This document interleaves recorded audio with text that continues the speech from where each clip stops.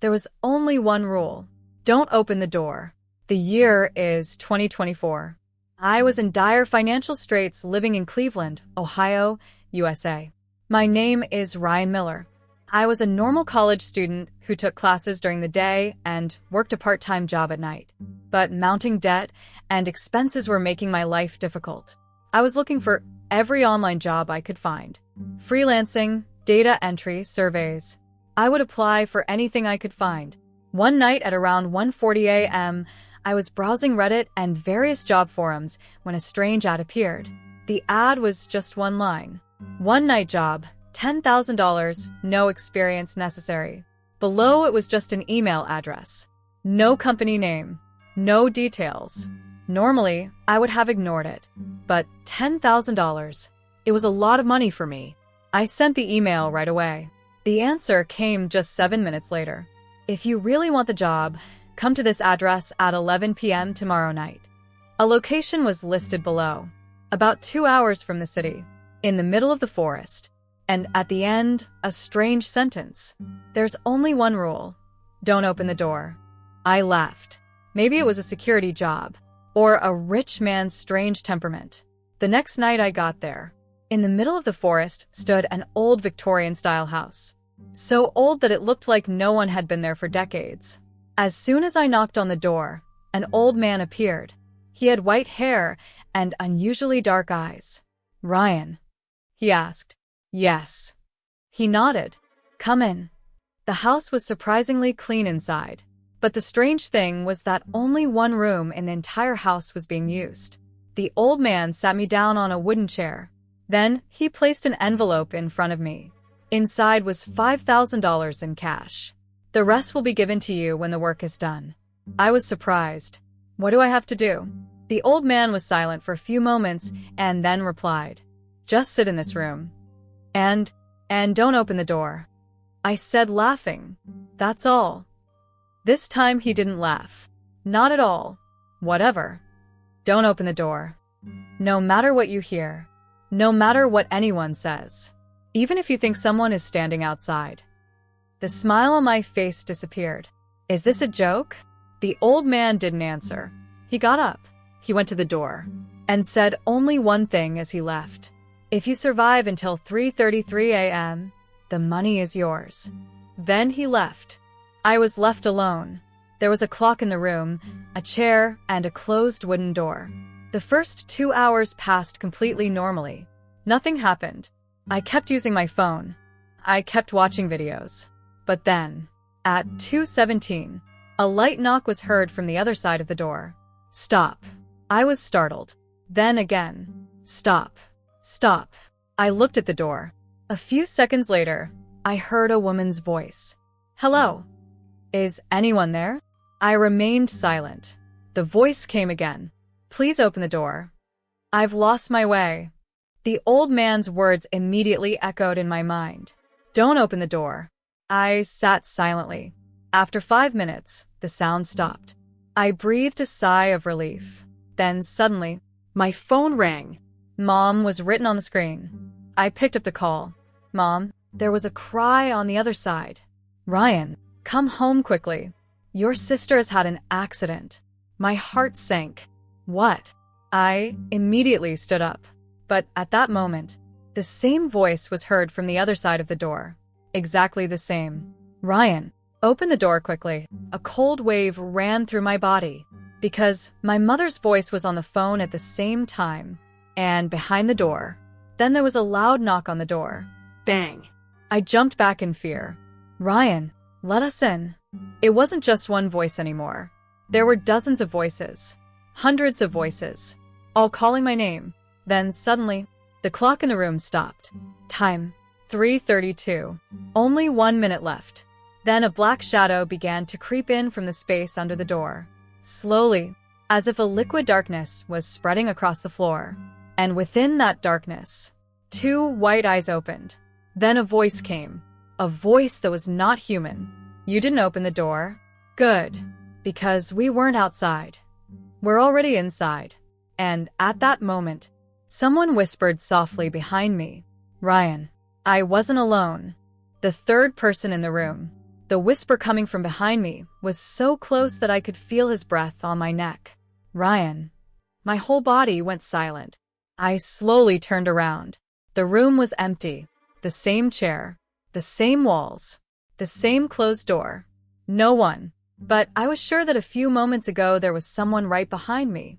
My heartbeat was so fast that I felt like my chest was going to burst.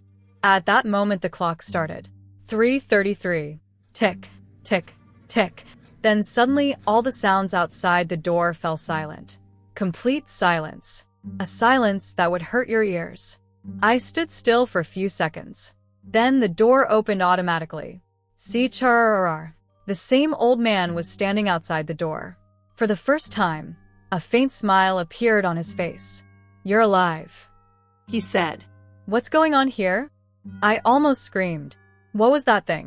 The old man remained silent. Then he pushed another envelope toward me. Inside was another $5,000. "Your job is done." "I'm not talking about money," I said angrily. "Who was that?" He looked me in the eye. "Did you see him?" I paused. "Who?" The old man's face turned serious. "If you only heard the voice, you're safe. And if you saw him?" He didn't answer. The silence itself was an answer. A strange fear settled in my heart. I left immediately. The sun was beginning to rise. I went straight back to my apartment. I tried to convince myself that maybe it was all part of a psychological experiment. Maybe the speakers were on. Maybe I was being intimidated. Maybe. But when I looked at myself in the bathroom mirror, my breath caught. A faint human shadow stood behind my shoulder. I turned around immediately. There was no one. I looked in the mirror again. The shadow had disappeared. I met his eyes. "I'm so tired," I said to myself, and fell onto the bed. But sleep didn't come, because every time I closed my eyes, I saw those white eyes, and I heard the same sentence. "We're already inside." The next afternoon, my sleep was awakened by the ringing of the phone. Unknown number. I picked up the call. "Hello." There was silence on the other end. Then a person's voice came. "Did you accept that job?" "Who is speaking?" Answer. I was silent for a few moments. "Yes." There was a deep sigh on the other end. Then the person said, "You don't have much time." The call ended. I angrily started dialing the number again. But the number was not there. Number not found. It was not possible. My hands started shaking. That same night, at around 11 o'clock, there was a knock on my door. I was shocked. My friends didn't know I was coming. I went to the door. A young man was standing outside. He must be about 30 years old. His face was yellow, dark circles under his eyes. He looked scared. "Are you Rain?" "Yes." "I'm Evan. I've done the same job before." A cold wave ran through my body. I immediately let him in. As he entered, he kept looking at the windows, as if he was afraid of someone. "How did you find my address?" I asked. "Someone had found me too," he replied. Now it was my turn. Hearing this, my heart sank. "Tell me the truth. What was that job?" Evan was silent for several moments. Then he said, "It wasn't that job." "Then, it was a choice." I couldn't understand anything. "What choice?" Evan picked up a glass of water. His hands were shaking. Then he said softly, "Every year they choose a new host." "The host?" "Yes." For something, the air in the room suddenly felt heavy. "What thing?" Evan looked at me. Fear was clearly visible in his eyes. "For the thing that lives behind the door." A thrill ran through my body. "You're crazy," I said. "I wish I had," he replied. Then he turned down the collar of his shirt, and my screams escaped me. There was a black handprint on his neck. It looked as if something had pressed a burning hand against his skin. "What is this?" I asked. Evan replied, "A mark. It shows when he sees you." "Who?" He immediately looked towards the window. Then he whispered, "Don't call her name." At that moment, there was a loud bang on the window. Bang. Both Evan and I jumped. Someone was standing outside the window. It had started to rain, and on the other side of the glass, a tall black figure could be seen. Unusually tall. Its head almost reached the top of the window, and its two white eyes were looking straight at us. Evan's face turned white. "No," he whispered. "It found you." I remained silent in fear. The next moment, the figure disappeared, as if it had never been there. But Evan knew that it was not going away, because he said in a trembling voice, "Now it will come closer every night, and when it enters the house, then someone else will be chosen in your place." Just like me. I could have asked something. Before that, all the lights in the apartment went out, and in the darkness, someone started laughing. That laughter was not mine, nor Evan's, but a third person in the room. The chosen ones. All the lights in the apartment turned off in an instant. The room was completely dark. All I could hear was the sound of rain. And then, that laughter. That laughter that started slowly was getting louder with every second. It felt like someone was standing right between us. I took out my mobile phone with a trembling hand and turned on the flashlight. The light spread throughout the room. I immediately looked around. There was no one. But Evan's condition had worsened. He was standing against the wall. His eyes were fixed on a corner of the room. "There he is," he whispered. "Who?" I asked. Evan didn't answer. His eyes were widening in fear. "Can't you see him?" His voice was trembling. I looked around the corner again. There was nothing there. At least I couldn't see anything. Then suddenly, Evan screamed, "It's moving!" I was startled. "What's moving?" But instead of answering, Evan ran for the door. "I can't stay here." "Evan, stop." I ran after him, but he opened the door and ran for the stairs. A few seconds later, even the sound of his footsteps disappeared. I was left alone. Or maybe not alone. That strange feeling was still there in the room. It felt like someone was silently watching me. I didn't sleep a moment all night. I tried calling Evan in the morning. No answer. Called again. The phone was off. I thought maybe he had run away in fear. But in the afternoon, when I opened the internet and was watching the news, my breath stopped. A local news was playing. Body of unidentified person found on the riverbank. I opened the news. My blood froze as soon as I saw the picture. It was Avon. According to the police, he was found dead at around 4 a.m. But the real horror was not that, but the description that was written in the news. A sentence was found written repeatedly on the ground near the body. "Never open the door." My body started shaking. I immediately closed the laptop. Now I was sure. This was no joke. Something was really following me. That evening, an envelope was slipped under my door. I was shocked. No one was visible outside. I picked up the envelope. Inside was an old photo. The photo showed 6 people standing, 5 men, and 1 woman. The date was written on the back of the photo, 1987, and below it was written, "The Chosen Ones." I began to look at the photo carefully. Suddenly my gaze fell on a face. The old man, the one who had given me the job. But in the photo he was young, about 30 years old. It was impossible. If the photo was from 1987, he should be 90 today. But he looked at most 70. There was a piece of paper with the photo. There were only a few sentences written on it. "If you're reading this, Evan is dead." My hands began to tremble. "Now it's your turn to know the truth. Come to the following address at 11 p.m. tonight." Below was an address, a closed hospital in the old part of the city, and finally a sentence. "If you're late, he'll find you first." 11 p.m. I was standing outside the hospital.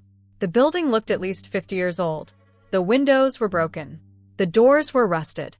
And there was an eerie silence everywhere. I went inside. The light from the flashlight showed a dusty corridor. Suddenly, I heard footsteps in the distance. Tick, tick, tick. Someone was coming towards me. I immediately hid in a room. The footsteps were getting closer. Then they stopped. Outside the room, my breathing stopped. There was silence for a few moments. Then I heard a familiar voice. "RHYN." I was shocked. It was the old man's voice. I stepped out. It was really him, but his face was more scared than before. "You came," he said.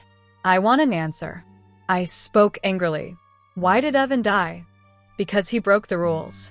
Which rules? The old man looked into my eyes. He had seen his face. My heart stopped beating. Whose face? The old man immediately looked away. Don't ask the name. I want to know. I almost screamed. The old man was silent for a few moments. Then he said softly, "This is not a human being. It doesn't live in places. It lives inside people." A cold wave ran through my body. At that moment, the sound of something heavy being dragged came from the top floor of the hospital. Grunner, grunner. The old man's face turned pale. "No," he whispered. "It couldn't have come here." The sound began to get closer and closer. It sounded like something very large was being dragged across the ceiling. Then, suddenly, a scream was heard from above. A scream that didn't sound like a human being. And immediately after that, the entire hospital building began to shake. The old man grabbed my arm. "Run." "Why?" I screamed. There was pure fear in his eyes. And he said the sentence that turned my heart to ice. "Because tonight it wants to see you. And whoever it sees, he is never alone." At that moment, the floor above cracked with a loud explosion. And from within the darkness, two shining white eyes stared at us. He who clings not by name, but by sight. The floor above was shattered by the explosion. Pieces of wood and concrete scattered everywhere. A cloud of dust spread across the entire hall. And in the middle of that dust, two white eyes. Only eyes. Everything else was hidden in darkness. My legs seemed to sink into the ground. I couldn't move. It became difficult to breathe. "Ryan," the old man shouted. "Don't look down." But it was too late. I had already seen it. And I immediately realized what Evan was afraid of. Because those eyes weren't just looking at me. They recognized me. As if I wasn't a stranger, but an old familiar victim. Suddenly, those eyes disappeared without a blink. In just an instant, as if nothing had ever been there. But the old man's face told me that the danger was not over. "Run." He grabbed my arm. We both started running through the dark corridors of the hospital. Heavy footsteps came from behind. Damn, damn, damn. The whole building trembled with each step. But the strange thing was that the sound didn't sound like someone running, but something that was learning to walk, as if it was trying to become human. We entered an old operating theater. The old man closed the door and pushed several iron cabinets in front of him. His hands were shaking. For the first time, I felt that he was truly afraid. "What is that?" I asked, gasping. He didn't answer right away. First, he looked carefully at every corner of the room. Then he spoke slowly. "People give it different names. But it doesn't really have a name." "Then what is it?" The old man took a deep breath. "It's a hunger." I was confused. "What do you mean?" "It doesn't eat bodies. It eats memories." A thrill ran through my body. "What?" The old man looked at me silently.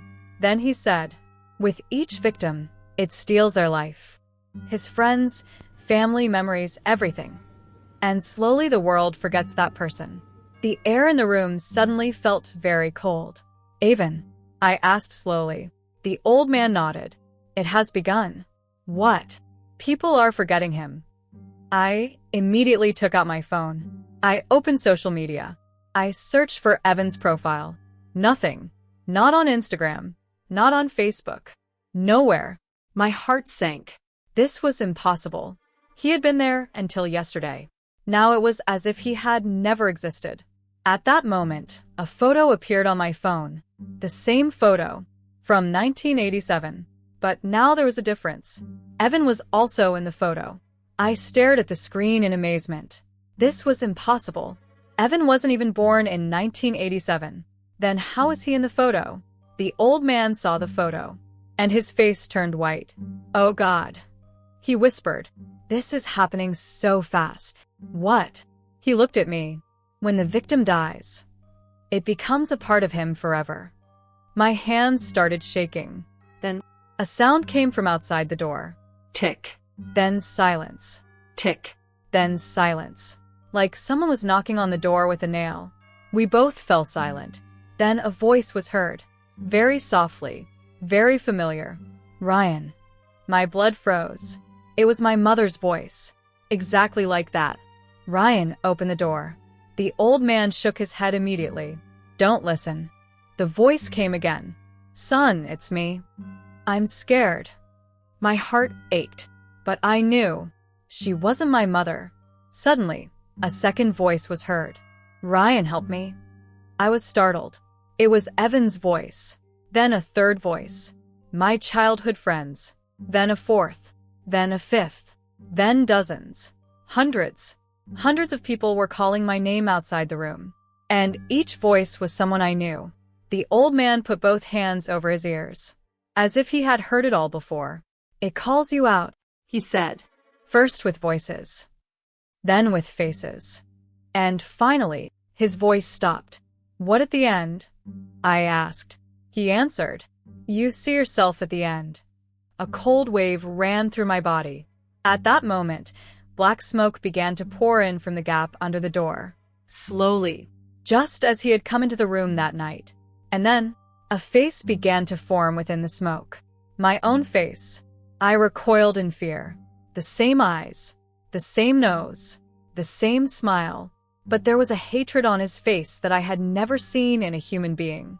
And then he said in my own voice, you were chosen too late, Rain. You just think it all started today. My heart nearly stopped. What do you mean? But I couldn't find an answer. Because at that moment the old man said something that put a question mark on my entire life. Rain, if he's telling the truth, maybe you didn't take this job. Maybe you were made for it. And the next moment, something gigantic pushed hard from the other side of the room wall. Thryonk! A long crack appeared in the wall. And from inside the crack, the same two white eyes appeared again. This time closer than before. The file that had my name written before birth. The crack in the wall was getting bigger every moment. Behind it was complete darkness. But two white eyes within that darkness were constantly watching us. It seemed as if they were in no hurry. As if they were sure we couldn't go anywhere. Bang. Another hard push. A large part of the wall broke and fell to the floor. The old man and I stepped back. It has found us. The old man whispered. What should we do now? I asked. He was silent for a few moments. Then he said, we know the truth. Which truth? The truth about you. He took out an old key from his pocket. Come with me. We both headed towards a secret door at the back of the operating theater. I looked in surprise. The door had never been there before. Or maybe I had never noticed. The old man turned the key. The door creaked open. Inside, the stairs went down. Very low. Even lower than the hospital basement. We went down. The air was getting colder. And a strange smell was spreading in the air. The smell of old papers and dampness. Finally, we reached a large underground room. There were thousands of files on the walls of the room. Thousands. Each file had a name written on it. I got closer. They were all people's names. From different years. From different cities. From different states. And almost every file had a red mark on top. The old man said, these are the chosen ones. My breath caught. All of them. Yes. And none of them are alive now.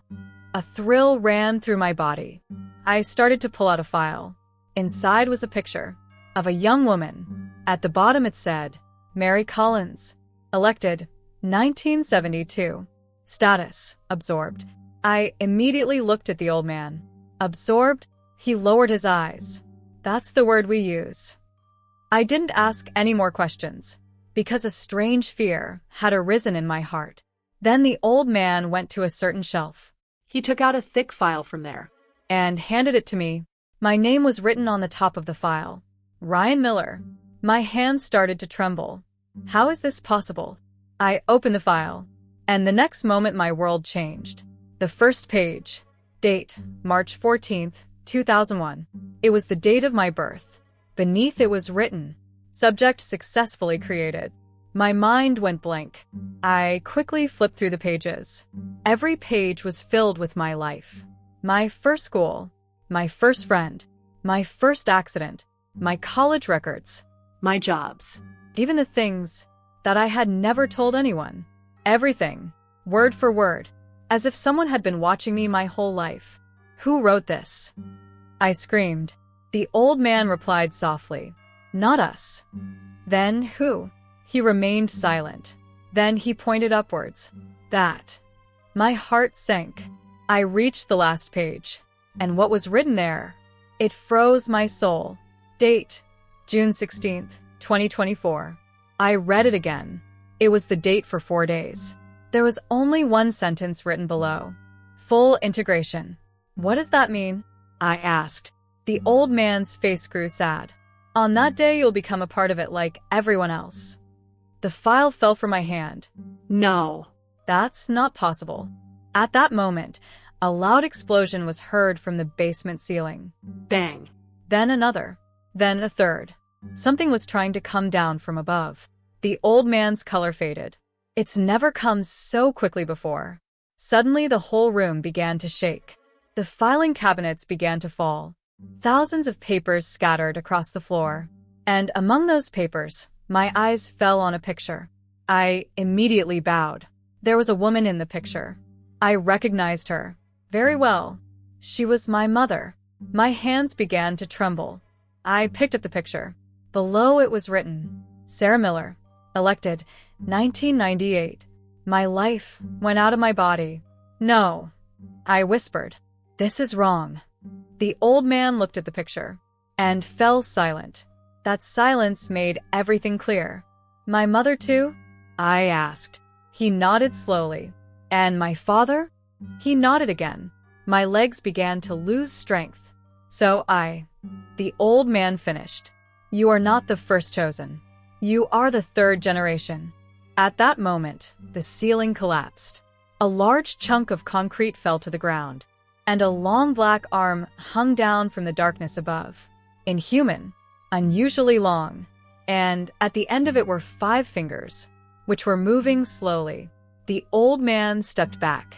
I stood still. Then the arm turned towards me, and for the first time, I heard the creature's voice clearly. It was coming from all directions. From the walls, from the floor, from my own mind. "Ryan, come back home." At that moment, the last page of my file opened automatically, and a new sentence began to appear there. A sentence that had not been there a few moments before. "The subject has learned the truth. Phase 6 to begin." And as the last word appeared, all the lights in the basement went out simultaneously. Complete darkness. And in the darkness, someone whispered right next to my ear, "Now you can see me." When I saw him, Darkness. so dark that I couldn't even see my hands. Still, I was sure I wasn't alone. Someone had just whispered near my ear, "Now you can see me." My heart started beating uncontrollably. "Light," I shouted. But there was no answer. The old man was silent too. I tried to take out my mobile, but the screen wouldn't turn on. The battery was fully charged, but the phone was dead. At that moment, a faint white light appeared in the darkness. First it, then another. Then they both started moving together. 2 white eyes. The same eyes. But this time, for the first time, I could see what was behind them. And I wish I hadn't. She didn't look like a human. Her body seemed made of smoke and darkness, as if a shadow had become real. Her arms were unusually long. And her face. The face was constantly changing. Every few seconds. In an instant, my mother. Then Evan. Then the old man. Then myself. Hundreds of faces. Thousands of faces. All merging into one another. My knees began to tremble. "What is this?" I whispered. And surprisingly, she answered. "I am remembered." Her voice was like the voices of hundreds of people at once. "I am the home of the forgotten." A cold wave ran through my body. Then suddenly, the old man's voice came from afar. "Don't listen to him." I looked toward the voice. The old man stood a few feet away. But something was wrong. Very wrong. His body seemed to be fading, as if he was slowly disappearing. "What's happening?" I screamed. He looked at me, and for the first time, defeat showed in his eyes. "It's erasing me." My heart stopped beating. What? "It's eating away at my memories." His voice was getting weaker. Soon the world will forget me. I moved toward him, but at that very moment the creature was in front of me. In just an instant. No movement. No steps. It was just there. And its changing face was now right in front of me. "You're different, Rain," he said. "Have you ever wondered why you were chosen?" I remained silent, because the same question had been swirling in my heart for days. "Why?" I finally asked. My own image appeared on the creature's face, and then it told me the secret that changed my entire life. "Because you were born inside me." My ears rang. Lies. I screamed, but that laughter of hundreds of voices. "Your father tried to escape from me, your mother too, but you were born with my mark." At that moment, I felt a sharp burning sensation in my arm. I rolled up my sleeve, and my blood froze. A black mark was emerging on my skin. The same mark, the one on Evan's neck, but it was much bigger than that. And it was expanding with every second. "No." I started to back away, but the creature grabbed my hand. Its touch was as cold as ice. And as soon as it touched me, images began to explode in my mind. Thousands of memories, thousands of lives, all the people it had absorbed. I could hear their names. I could feel their fears. I could hear their last screams. And then, one memory stood out above all the others. My father. I saw him. He was standing in a dark room, right in front of the creature. And he was crying. "Let go of my son." He was screaming. "Take me." A thrill ran through my body. Then I heard the creature's voice. "The deal is done. The child will be mine." The picture disappeared. I was back in the basement. Tears were streaming down my face. I could barely speak. "They sold me." The creature remained silent. Then it spoke softly. "They tried to save you, but time was up." At that moment, the old man staggered towards me. Now half of his body was almost transparent. "Don't believe him," he said. "He always tells half the truth." The creature glared at him angrily for the first time. And the next moment, the old man screamed. Something like light began to emanate from his body, as if his soul was being sucked out. "Run!" he screamed with all his might. "Ryan, run now!" I took a step forward, but then, the old man's face began to blur. Then his body. Then his voice. And a few seconds later, he wasn't there. Not at all. No body. No clothes. No sign. As if he had never been born. Panic spread through my mind, because I was trying to remember his name. And suddenly, I realized I didn't know his name. I had never known him. Or maybe I had forgotten. At that moment, the creature extended its hand towards me. "The time has come. Only 2 days left. Then you will come home." And with that, the whole world began to blacken before my eyes. I fell to the ground. The last thing I saw before I lost consciousness, it was a door. A black door appeared in the basement wall. On it was written in red letters, Stage 7, Astage 7. Inside the door, I was myself. I was lying on the ground. My breathing was erratic. I was trying to open my eyes, but everything was covered in fog. Then slowly the door began to become clear. A black door in the basement wall, on which was written in red letters, Stage 7. I dragged myself up. My body didn't feel like mine, as if someone else was using it. The same voice was ringing in my ears. "Come back home." But now that voice wasn't coming from outside. It was coming from inside me. I looked at my arm. The black mark had now spread to almost half of my body. "What are you doing to me?" I screamed. No answer. Just silence. And that door. The old man wasn't there. That creature wasn't even there. It was just me. And that door. I slowly walked towards it. With every step, my memories were breaking. I couldn't remember Evan's face. My mother's voice was fading.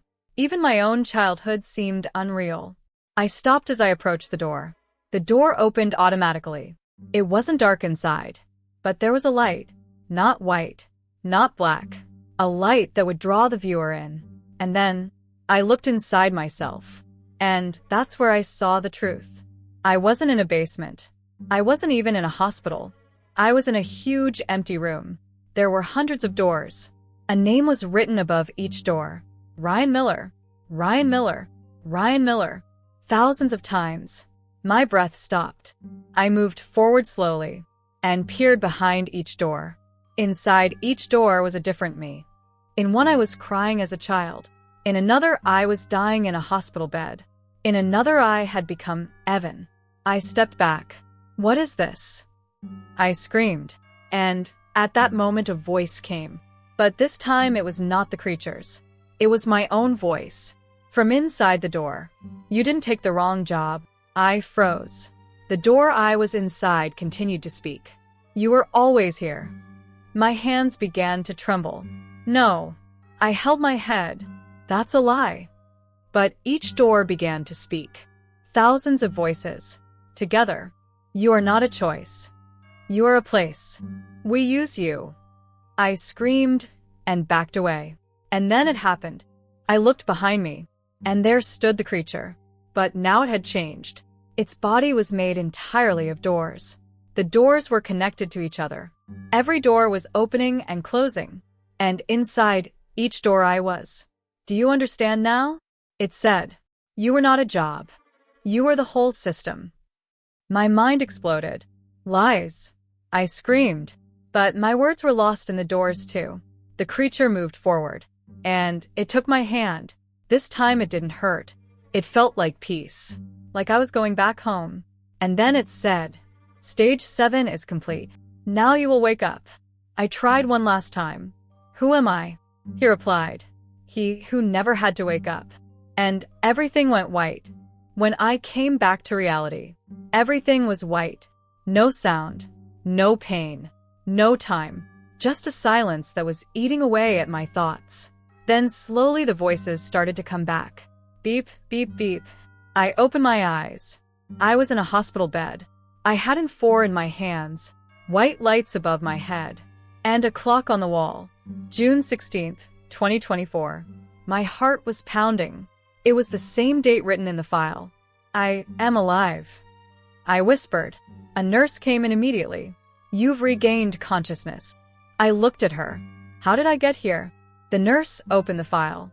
You were found unconscious in the basement of a closed hospital. A cold shiver ran through my body. Hospital?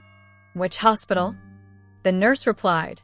The one that had been closed since 1987. My mind began to explode.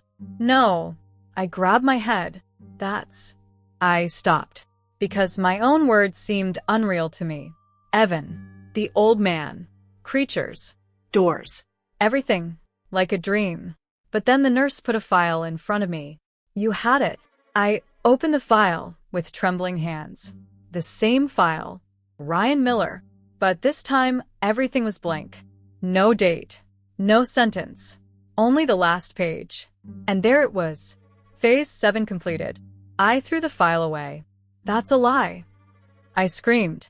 The nurse was scared. Sir, you need to rest. But I got up. I ran out of the hospital. It was raining. The city seemed normal. Alive. Real. But something inside me had died. I went straight to the place where I got that job. That Victorian house. There was nothing there now. Just empty land. Like nothing had ever been there. I knelt down.